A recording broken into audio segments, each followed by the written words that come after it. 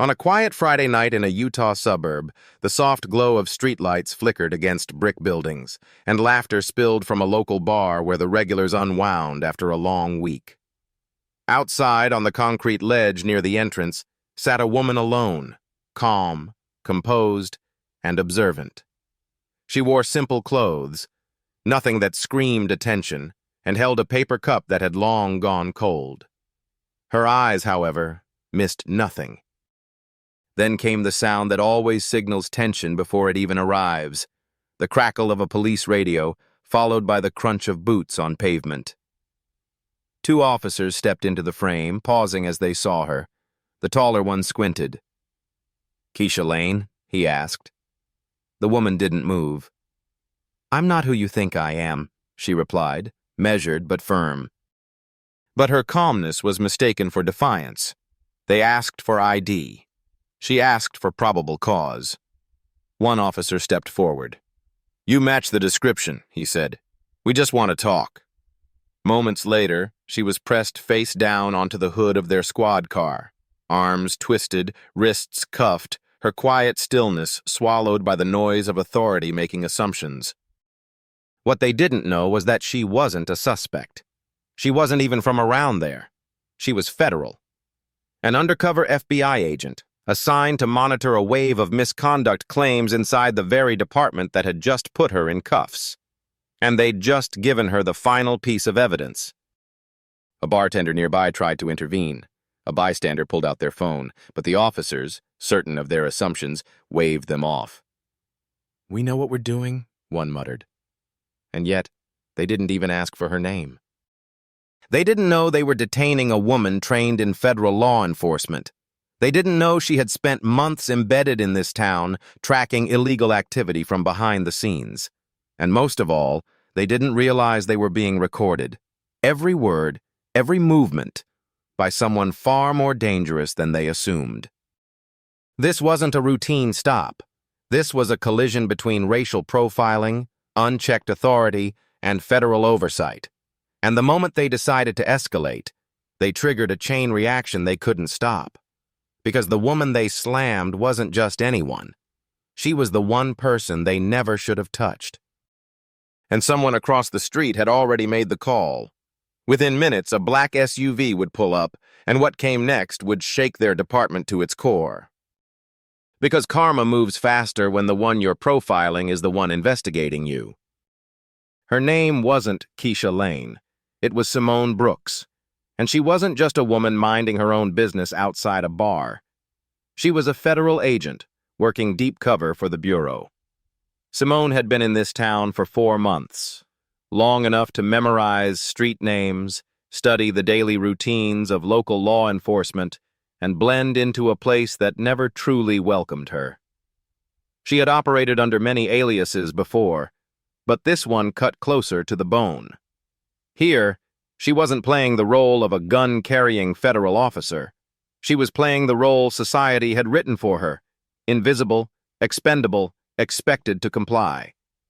In the eyes of this town, she was another quiet black woman with no reason to speak up and no one to speak for her. Her assignment had started with a whisper. Internal complaints filed anonymously from within the sheriff's department, claims of racial bias, falsified reports, questionable traffic stops, and missing dashcam footage. The DOJ had taken an interest. The FBI sent Simone.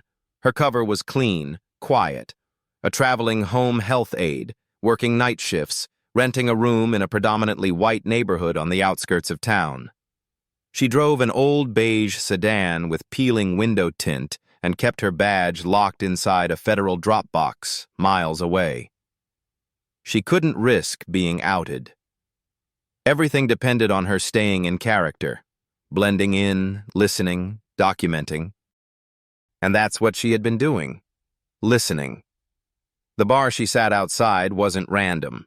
It was a local hangout for off-duty deputies, a place where boundaries blurred and truths slipped after a few drinks. Simone had made small talk with bartenders, memorized badge numbers overheard in conversation, and tracked when officers drank and how they bragged about what they did on duty. It was here, in this bar, that she first heard the name of Officer Darren McClellan, the same officer who now had his knee in her back. The same one she suspected of tampering with evidence in the case of a teenage boy who never made it home after a traffic stop last year. She knew this town had a problem with policing. She had the audio. She had the names. What she didn't have, until now, was video. Clear, undeniable, visceral video. And tonight, that would change. As the squad car drove her in circles under the guise of identification, Simone replayed every rule she'd ever learned in training. Stay calm, don't break character, document everything. Her wrist throbbed, but she stayed silent. In the rearview mirror, she saw the officer in the passenger seat scrolling through his in-car tablet, frustrated. They couldn't find her name in the system. Of course they couldn't. Simone Brooks didn't exist here, not as a suspect, not as a felon, not even as a citizen. She was in the system, yes, but under federal protection. Her alias wouldn't show up in any local database. That was by design. And now, it was working exactly as intended. But the danger was real. These men didn't know who she was, and they didn't care. They believed they were right, and in towns like this, belief often carried more power than fact. Simone knew she couldn't flash a badge. That was the one rule of undercover work you never broke. Protect the integrity of the operation above all else. Even when it hurts. Even when it humiliates.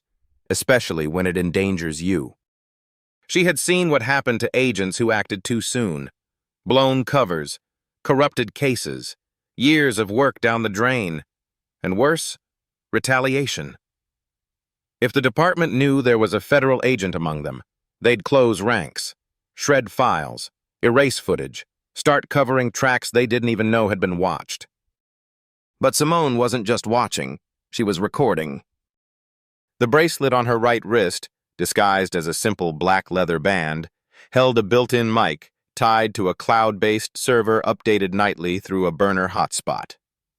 It had already captured audio of the officer's slurs, his refusal to check her ID, and his threat to make her life harder if she didn't stop acting smart. It recorded the rough handling, the dismissive tone, and the way they laughed about how these people never learn. And it was still recording now. Her internal conflict wasn't about fear, it was about restraint. The part of her that had spent years in Quantico wanted to speak up, assert her authority, demand accountability.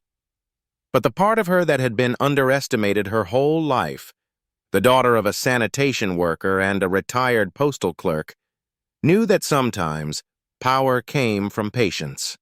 Not silence, not submission, but measured patience. Back at the station, they kept her in a holding room with no charges filed. One officer stood outside, arms crossed, avoiding eye contact. Another sat at a desk, mumbling about paperwork delays. No one called a supervisor. No one read her rights. Simone simply stared at the wall, counting the seconds between each tick of the outdated clock overhead. She knew what this was. Delay, deflect, degrade. It was their way of making her feel small.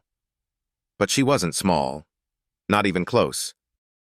Meanwhile, across town, her contact, Lexi, the bartender, had already made the call. It wasn't a scream or a panic button, just a coded phrase sent via text to a number saved as roof repair. The message was short, sparrow caged. Lexi knew what it meant. She'd seen Simone in action before. How she subtly steered conversations, how she remembered everything, how she never reacted even when pushed. She didn't know Simone's real name, but she knew she was important, and now she was in trouble. That message triggered a quiet alarm inside a federal field office in Salt Lake City. Within minutes, a black SUV left the lot, carrying a senior agent who knew exactly what was at stake. They wouldn't come in sirens blazing. That wasn't protocol. But when they arrived, things would change. Simone didn't know the SUV was on its way. She didn't need to. Her job was to endure, to make the case bulletproof, and tonight, for the first time, the case had teeth. Back in the holding room, one officer opened the door halfway and mumbled something about processing delays. Simone looked at him, expressionless. "Are you going to fingerprint me for not matching a name?" she asked quietly. He didn't respond, just shut the door again. This was the moment she always trained for, when every part of you wants to react, but you must remember the mission. She sat still. She waited. The evidence was already writing itself, and soon the chain of command would find out just how badly they had miscalculated. The door opened again. This time it was someone new.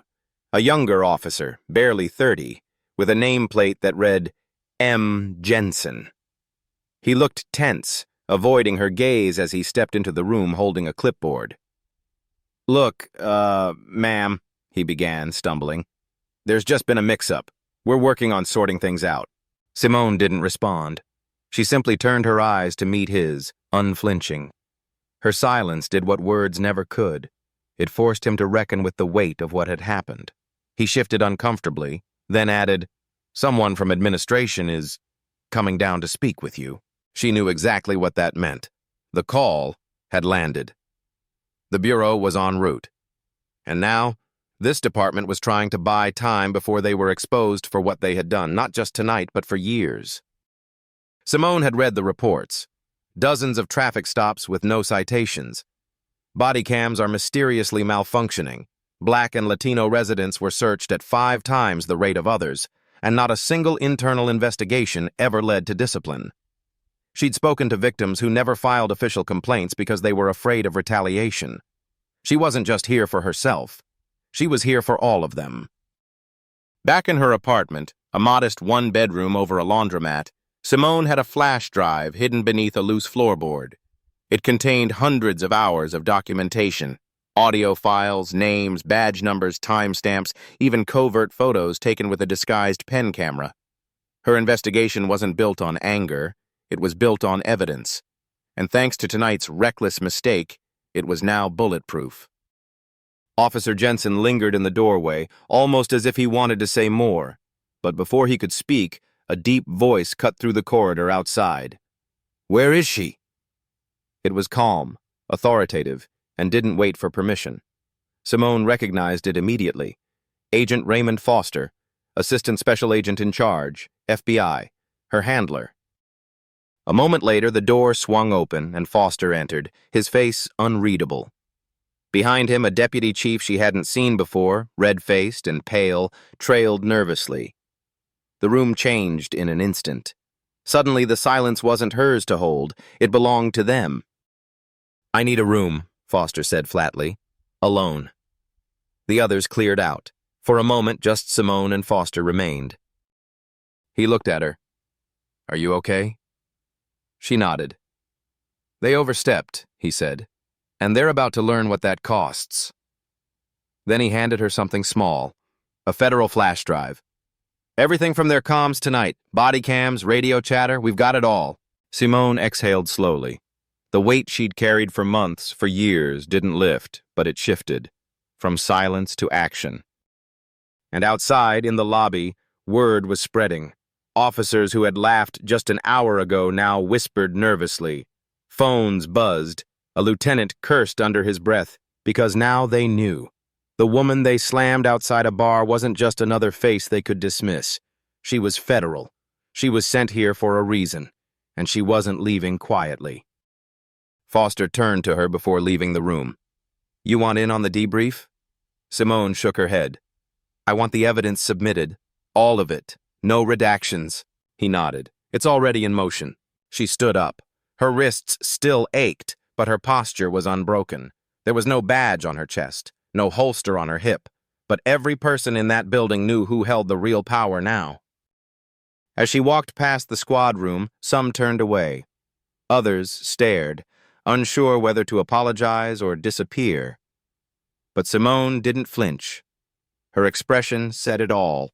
This isn't over. It's just beginning. The silence in the station didn't last long. News had traveled faster than protocol. By noon the next day, the entire department knew what had happened. They had put their hands on a federal agent, not a suspect. And not just any agent, one assigned to investigate them.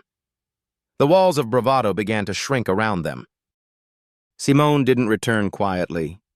She entered the building in plain clothes, no badge, no gun, no entourage, but she didn't need any of it. The weight of what they had done now hung in the air like smoke. They avoided eye contact. Some cleared out of the hallways entirely. Those who stayed nodded silently, unsure whether to offer respect or brace for consequences. In her temporary command office, a room once used for storage, Simone laid out the facts. Her investigation had documented over 60 questionable stops, multiple patterns of racial bias, and missing footage that conveniently aligned with misconduct complaints. But she hadn't filed it all yet. Not until the night they made the mistake of putting their hands on her. Now, it wasn't just evidence. It was personal. Internal Affairs claimed that Bodycam footage from the arrest had been corrupted. Technical issue, they said. Missing audio, scrambled timestamps. An unfortunate glitch. Simone didn't flinch. She had her own footage, clear, complete, and already archived on federal servers. Audio from her concealed recorder caught every word. The false accusation, the aggression, the joke one officer made about finally catching a slippery one. Her team matched every second to dispatch logs. Nothing could be erased now. A local journalist with a reputation for exposing cover-ups received an anonymous drop, redacted files, arrest data, and confirmation from the DOJ that a civil rights investigation was underway. That night, the story broke. Black woman slammed by police was actually FBI investigating them. The article included an eyewitness account, a bartender named Lexi, who described the moment Simone was handcuffed and pinned down without cause. The report went viral. Hashtags like #Simone Brooks, #Undercover Justice, and #They Got the Wrong One surged across social media. National news picked it up. CNN aired a segment. Podcasts unpacked the legal implications. Viewers weren't just outraged. They were stunned that a system so confident in its power had blindly attacked one of its own overseers. The public now wanted answers and consequences. Simone and Agent Foster entered a private meeting with the police chief, the mayor, and legal counsel. The chief's tone was rehearsed, apologetic but defensive. "We had no way of knowing," he insisted. "She didn't identify herself." Simone stared at him for a long moment, then opened her binder. Page after page of documented violations, timestamps, photos, transcriptions. "And if I had?" she asked. "Would that have changed how you treated me? Or would I have just ended up in a quieter room with fewer witnesses?" The mayor looked uncomfortable. The city attorney interjected. "Let's focus on forward steps." Simone cut in. "No. Let's focus on accountability. You don't get to sweep this under a new training seminar, not when you treat my existence as a threat before you ever learn my name." Foster leaned forward.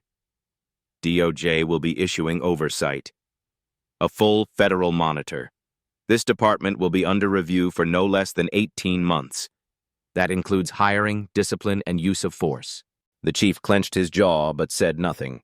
The message was clear. This was no longer theirs to control. Officer Darren McClellan, the man who had slammed Simone into the squad car, had been suspended with pay. That morning, she walked into Internal Affairs with one request: to face him directly before the report went public.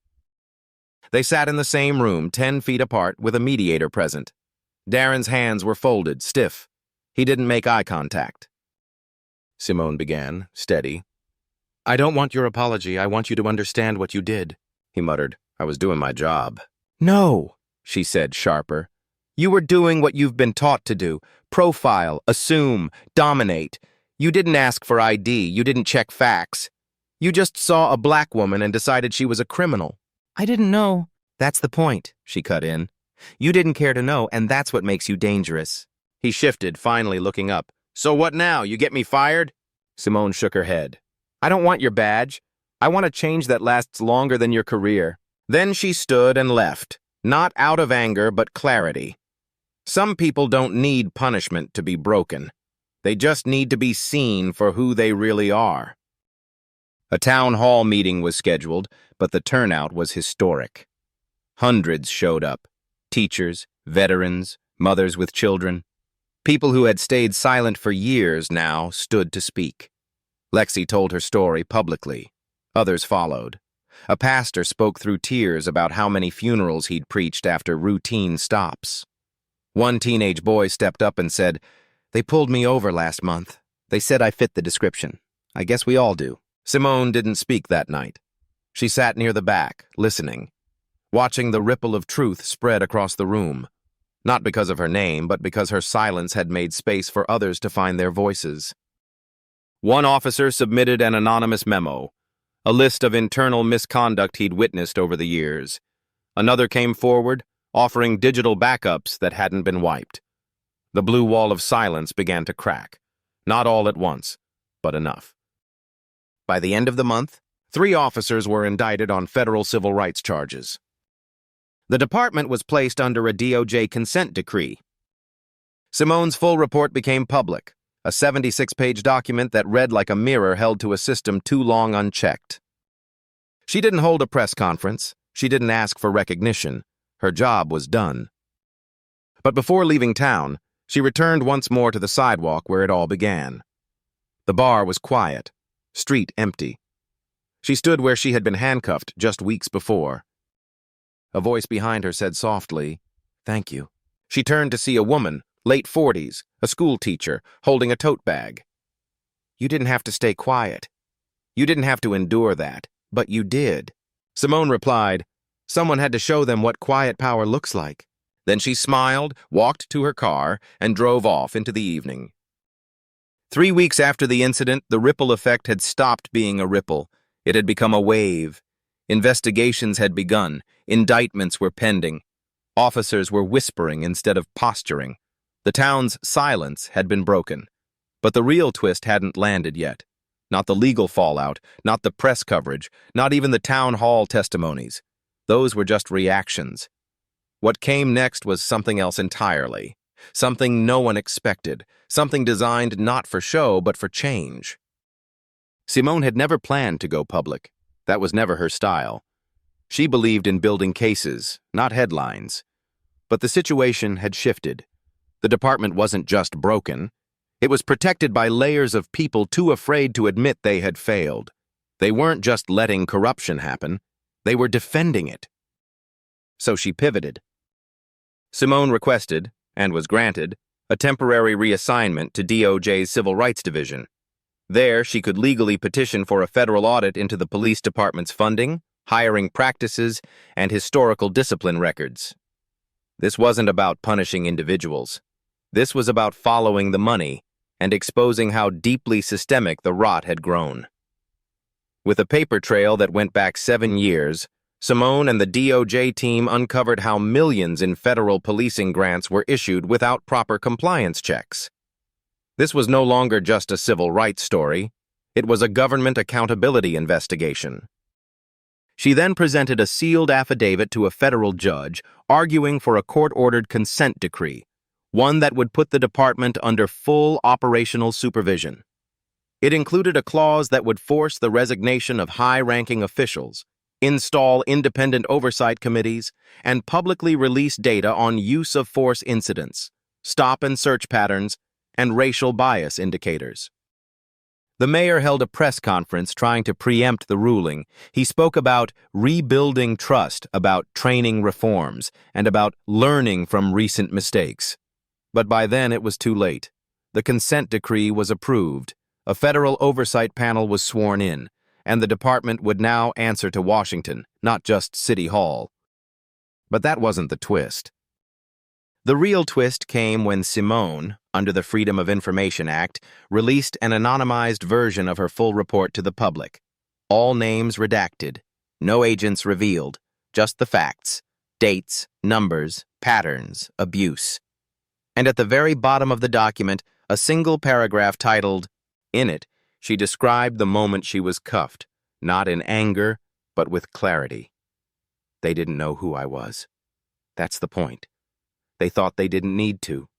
They believed I didn't belong in this town, this system, or this profession, but I do, and I'm not alone." The statement went viral. It was reposted by journalists, civil rights attorneys, and educators across the country. It became required reading in criminal justice programs.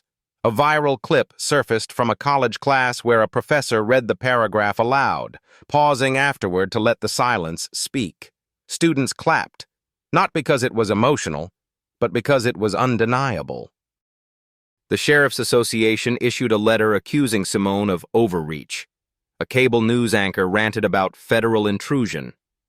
Local officers protested outside City Hall, waving signs that said, "Let us police."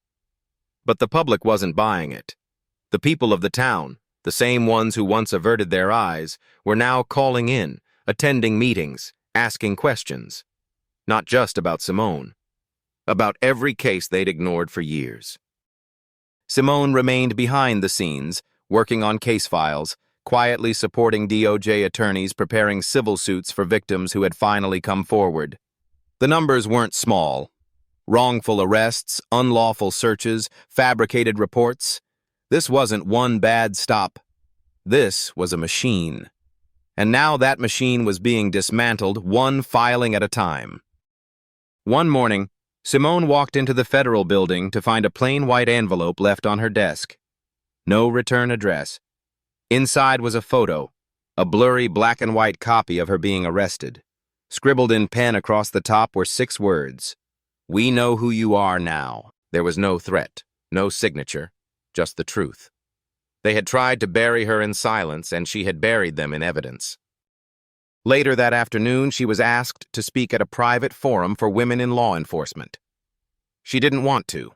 She didn't consider herself a symbol. But she went anyway.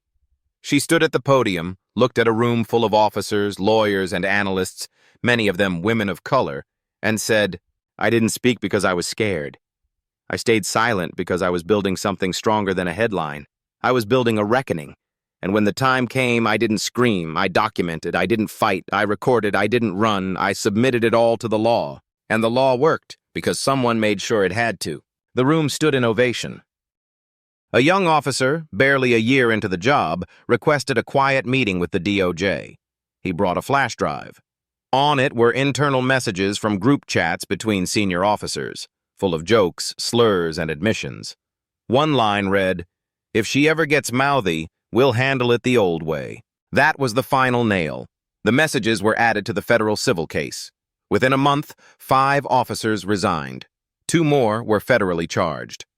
The young officer was offered protection, a transfer, and would later help design new training programs on implicit bias and ethical conduct. Simone watched from a distance as the department began to unravel, not with vengeance, but with process. Her job wasn't to destroy them. It was to force them to face what they were, and build a system they could never corrupt again. She never planned to become a symbol. In fact, Simone Brooks had spent most of her career avoiding the spotlight, quietly entering rooms others ignored, listening where others shouted, documenting what power refused to admit. But sometimes silence isn't submission. Sometimes it's a strategy. And sometimes a quiet woman sitting alone outside a bar turns out to be the sharpest edge justice has. Weeks had passed since the last resignation. The department's once pristine shield was now a stained badge of national embarrassment, but Simone didn't stay to watch it all fall. That wasn't her mission. She left town with no ceremony, no press, no badge held up to cameras, just a folder of closed cases, a sealed chain of evidence, and a reputation that whispered louder than any speech ever could. On her final day, she took one last walk through the city, not the city they marketed in brochures, but the one she had memorized in silence. The diner where a teenage boy had been searched for matching a vague description. The street where Lexi had once told her, "We don't call the cops here unless we're desperate." The courthouse steps where a mother once begged for answers about her son and got none. It all looked the same. But something had shifted.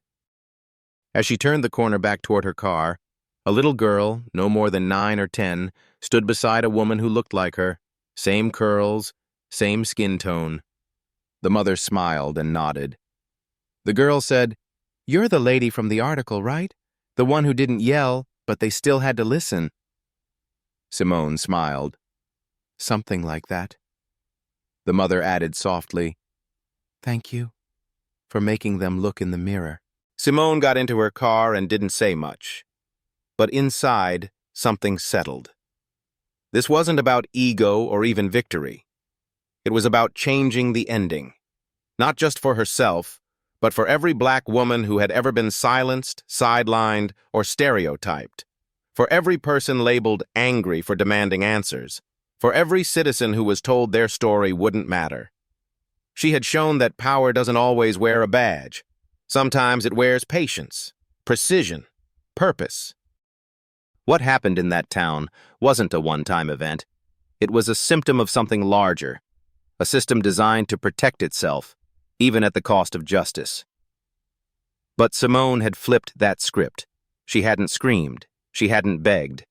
She had built the case. Let the facts speak. And in doing so, she reminded everyone, including law enforcement, that justice doesn't whisper because it's weak. It whispers because it's certain.